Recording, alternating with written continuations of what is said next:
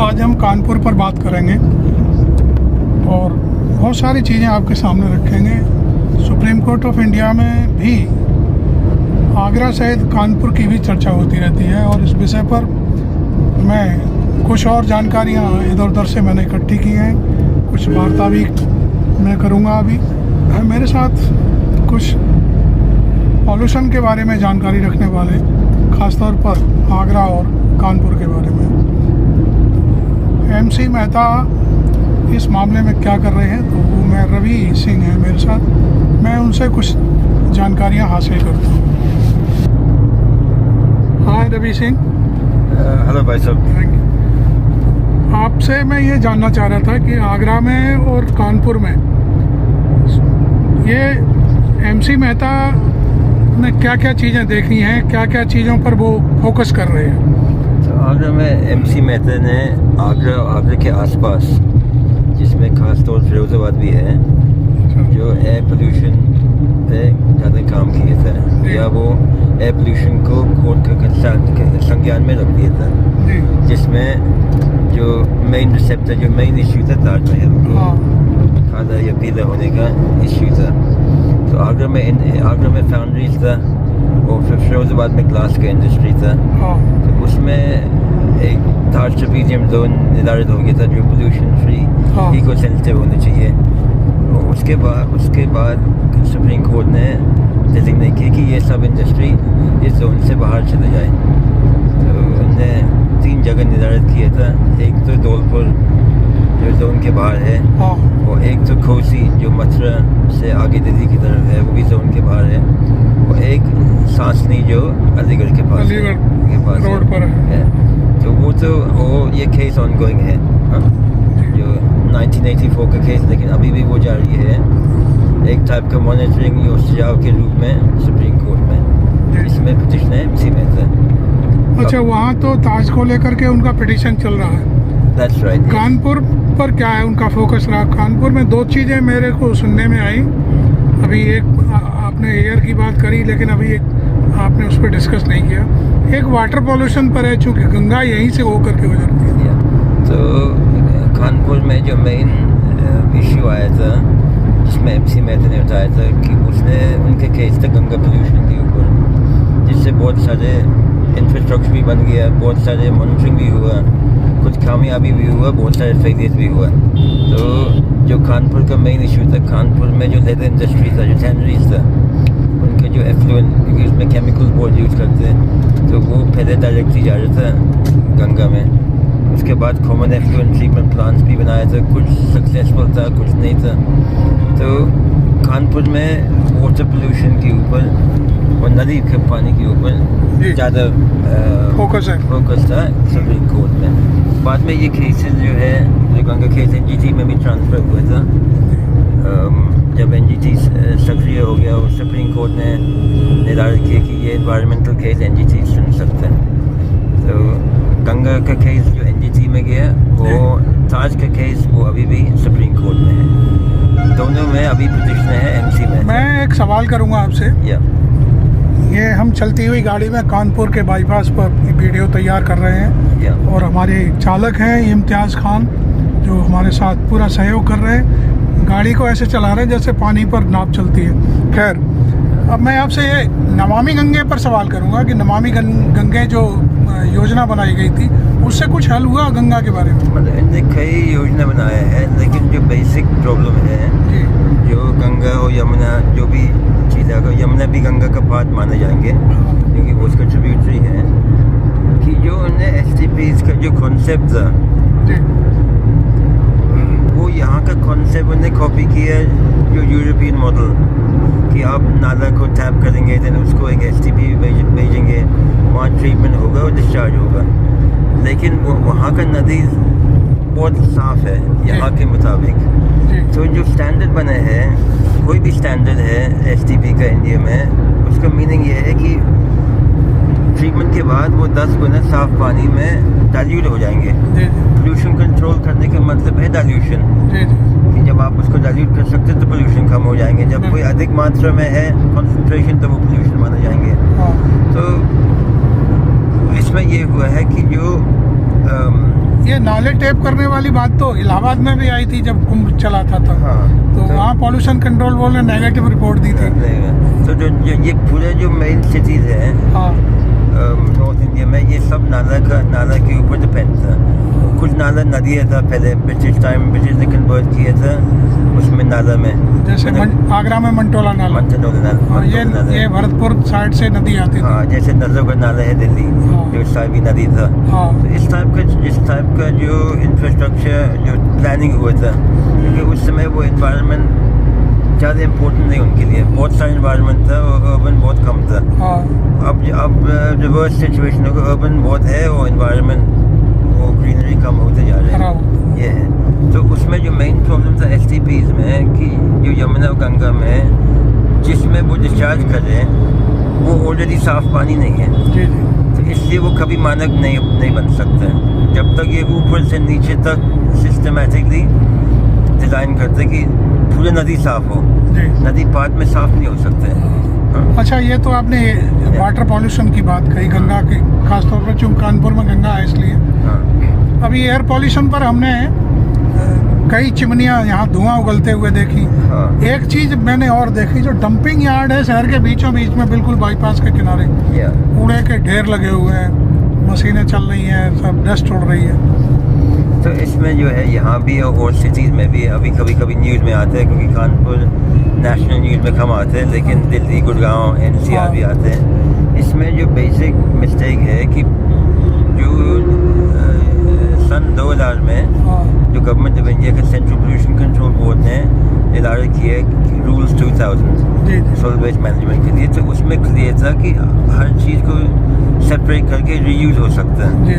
सिर्फ जो गीला वेस्ट जो है वो भी गला के वो खेत में या गमलों में। लेकिन आप ये कह सकते हैं कि इस तरह का सेंस पब्लिक में है नहीं, क्योंकि वो तो सब उसमें कांच भी मिला देती है, प्लास्टिक भी मिला देती है। इसमें दो चीज़ है, एक तो पब्लिक सेंस, लेकिन पब्लिक को अवेयर करने के लिए, हाँ, अवेयर करने के लिए तो सरकार व्यवस्था बनाने के लिए, जब सरकार व्यवस्था बनाएंगे पब्लिक उसको यूज़ करेंगे। हाँ। तो ये मानना पड़ेंगे कि 65% ब्लेम, कम से कम 65% गवर्नमेंट का है और 35% पब्लिक का है। और गवर्नमेंट को इतना रिसोर्स है, उनको इन चीज़ों के लिए व्यवस्था बनाना चाहिए। गवर्नमेंट क्या करता है कि वो उन चीज़ों पे खर्च करते या वो सोचते कि रेवेन्यू आएंगे इनके लिए, गवर्नमेंट के लिए। अब मैं एक अंतिम सवाल करूंगा, चूंकि वीडियो लंबा हो जाएगा तो लोग देखने में इंटरेस्ट नहीं लेंगे। सुप्रीम कोर्ट को इस मामले में क्या करना चाहिए? MC मेहता के लिए कोई ऐसा सुझाव कि वो क्या मांग करें? नहीं, तो सुप्रीम कोर्ट जो है, क्योंकि वो आपके भी परिचित हैं, हमारे भी परिचित हैं, हमको लगता है कि जो फोकस होना चाहिए एग्जीक्यूशन पे। तो सुप्रीम कोर्ट बहुत सारे ऑर्डर्स पास किए हैं, बहुत सारे स्टडीज हुए हैं, इम्प्लीमेंट नहीं हो पाता, लेकिन जो इम्प्लीमेंट होना चाहिए और time bound implementation for clean environment, ये है। या ये कह सकते हैं कि कुलदीप सिंह जैसा एक कोई जज आ जाए तो वो तो पूरे टेल तक जो जांच पड़ताल करते थे सारे। हाँ, क्योंकि कोर्ट का एक प्रॉब्लम है कि कंटिन्यूस हियरिंग नहीं है। अगर डे टू डे हियरिंग होगा किसी अर्जेंट इशू पे, जैसे एनवायरनमेंट है, तो आपको जल्दी रिजल्ट मिलेंगे। ये है कि वो कभी प्रगति होते हैं, देन नीलापन होते हैं, देन एक्चुअली जो लंबी डेट पड़ जाती है। डेट के अलावा रिस्पॉन्सिबिलिटी फिक्स होनी चाहिए। कभी जज साहब नहीं बैठते हैं, कभी कुछ कभी, लेकिन रिस्पॉन्सिबिलिटी भी फिक्स होनी चाहिए with the executive. Thank you Ravi. अब हम जो है आपको ले चलते हैं कानपुर के जो एयर पॉल्यूशन का जो हमने शूट किया है उसको दिखाते हैं। Thank you.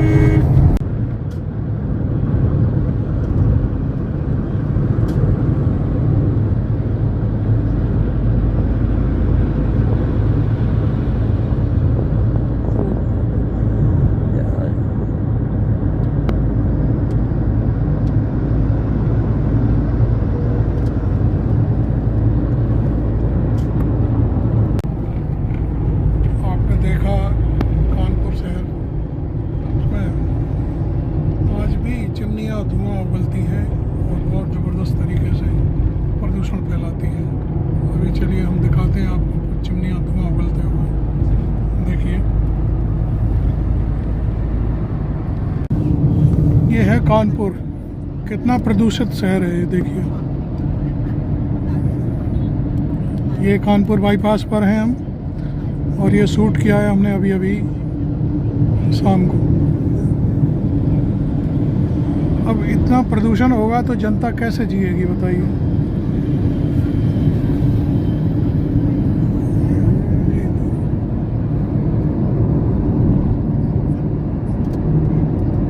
ये इंडस्ट्रियल एरिया है यहाँ का,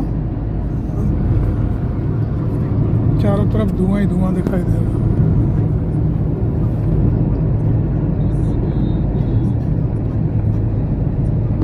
ये सांस की बीमारी फैलाता है और बहुत सारी और बीमारियां होती हैं।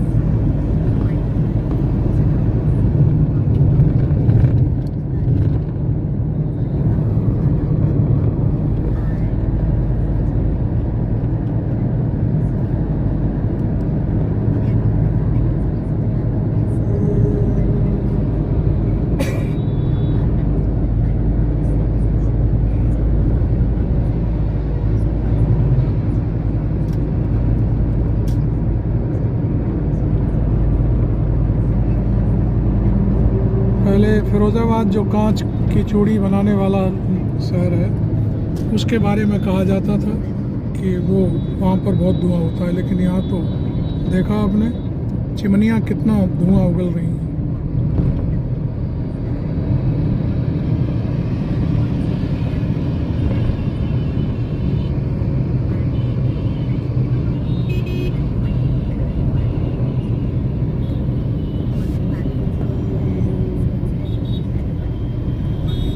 अभी शाम का समय है और इस समय कितना प्रदूषण है यहाँ पर। ये 22 किलोमीटर लंबा कानपुर का बाईपास है। इस पर कितने वाहन चलते हैं कोई गिनती नहीं है। मैं आपको देखिए भीतर से थोड़ा नज़ारा दिखा दूँ। ये देखिए वाहनों की कतार लगी होती है।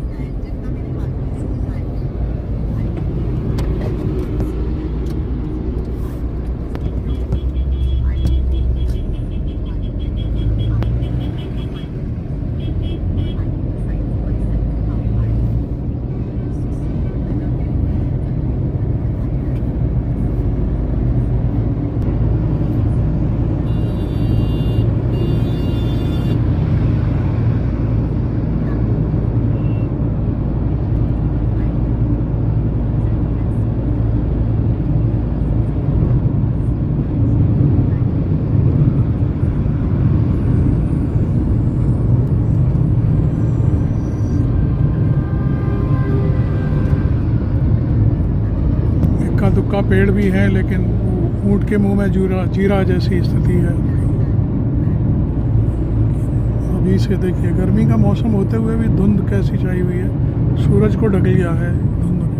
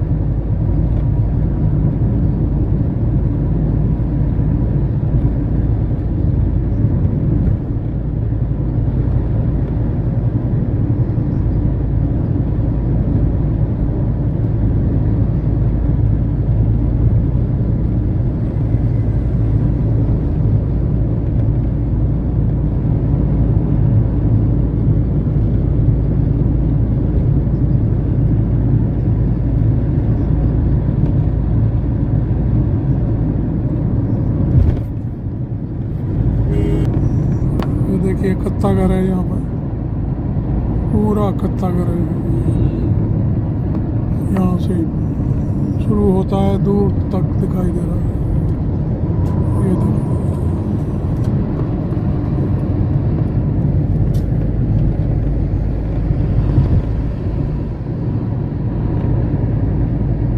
शहर के बीचों बीच में ये सारे शहर का कूड़ा इकट्ठा किया जाता है और यहाँ पर डंपिंग कर दिया जाता है। डंपिंग यार्ड बने हुए हैं।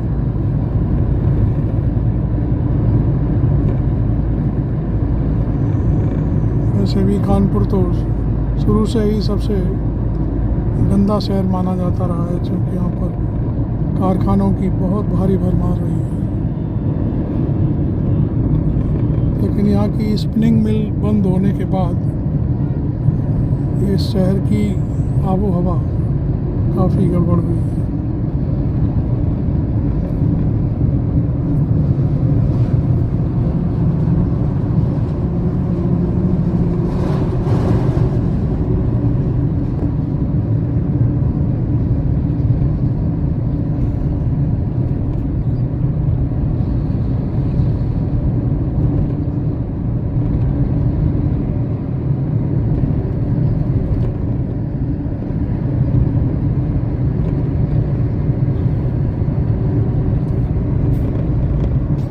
फिलहाल ये आप देख रहे होंगे, चिमनी है, धुआं उगलती है और रोजाना। लेकिन फिलहाल इस समय बंद है, चालू नहीं है, इस वजह से दिखाई नहीं दे रहा है कुछ।